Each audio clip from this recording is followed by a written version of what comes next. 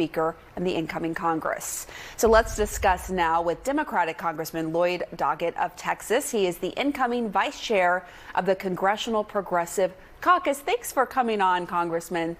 We really appreciate your time here. So do you think Speaker Johnson holds on? Well, you know, you mentioned how closely divided it is. The Congress is essentially tied, and I think many Americans would really like to have a speaker who is about country and not party, who's really reaching out in bipartisan cooperation with both sides to do what's best on the tough issues we face. Unfortunately, Speaker Johnson really has no free will of his own. He is totally dependent on others. He's got the gavel, that's right, at the Capitol, but the real power is with those who have the big hammer over him. And with Trump's bluster and Elon Musk's billions, sometimes it's difficult to tell who's the chief and who's the sidekick. But Johnson is always one tweet away from hearing "you're fired." And with that kind of dependency on others, his frequent flyer miles back and forth to Mar-a-Lago to get instructions, we really cannot depend on him. I think his speakership is totally dependent on what they say. They can eliminate him in a moment, and we have also such a close Congress that he can only afford to lose one more vote. One principled Republican, Tom Massey, has said he will vote against Speaker Johnson, and so he can only lose one more next Friday to remain as Speaker. But just to go back to what you said, ultimately with the spending bill, for example, of course they shelved it after Trump and Elon Musk said they didn't like it. But in the end, he didn't give Trump exactly what he wanted, right? There was no debt ceiling attached to it. And, you have to wonder, given the dynamic you laid out, will any Republican not be in the same situation as Speaker Johnson is in now? Well, I think on your latter point, absolutely. It's a near impossible job. It requires total dependency and loyalty to Trump and or Musk, whoever's running the show over there. And with the margin this close, you cannot pass legislation.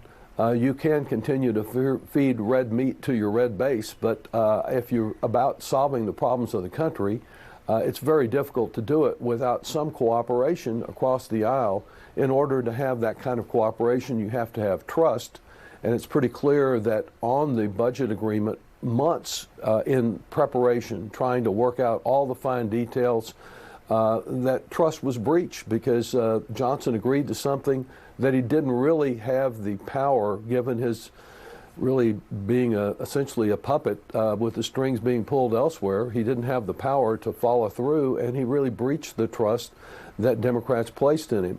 The final budget agreement wasn't exactly what Trump asked for, but I think, as Johnson indicated afterwards, they finally recognized that there are a few Republicans who care about debt and limitations more than anything else, and they couldn't get those last votes needed, and they had to drop this, hoping, as I understand it, on a handshake agreement to bring it up later. I want to turn to another dynamic that is happening right now. There is this war within MAGA right now against the co-chairs of Trump's Department of Government Efficiency. They're defending the hiring of foreign tech workers, Musk and Ramaswamy. They're citing a lack of engineers in the U.S. Ramaswamy said that's because what he calls American mediocrity. And Elon Musk echoed that, writing, "The number of people who are super motivated in the USA is far too low." What do you make of this argument being made by Ramaswamy and Musk and this sort of war going on right now? Well, their comments are incredible. I mean, usually we hear complaints by the MAGA group about how lazy these people that come into our country are. And now it seems that Musk and crew are saying Americans are too lazy. Apart from that, coming from a technology center like Austin, Texas, my lifetime home, I know that we do need some more H-1B workers. And of course, we've often done well with highly skilled individuals coming to this country, as well as people of all skill levels. I mean, look at Elon Musk. He wasn't born here in Austin. He's arrived, and we're Fortunate that he's generated many jobs. I wish he would just stick to that instead of meddling in our politics as he's done this last year. There are some people who argue, people like Elon Musk, who get a lot of money in government subsidies and contracts, shouldn't receive those if he doesn't want to hire American workers. What do you think about that?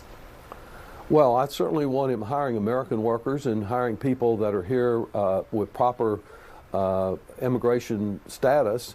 But I think that there is clearly a shortage in some segments of the technology industries, and for that matter in healthcare, and that an expansion of the H-1B visa program would be helpful to continued economic growth. It does run completely counter to the Stephen Millers and the MAGA anti-immigrant crowd. They've opposed really legal and illegal immigration. I think we need a pathway for more people to be able to come into the country. And of course, I disagree with that MAGA crew. We will slow economic growth if we don't have enough talented people here developing artificial intelligence and other aspects of our technology industry. And we also need workers at all skill levels for construction, for service industries. And the Trump approach, you know, I think that's why he's talking now so much about Panama and buying or taking Greenland. Like every authoritarian figure, when he cannot deliver on his promises to lower prices and meet the needs that he claimed he would do during the campaign, they begin pointing their fingers somewhere else, and that's what's happening already. Congressman Lloyd Doggett, thank you for your time. Happy holidays. And to you. Great.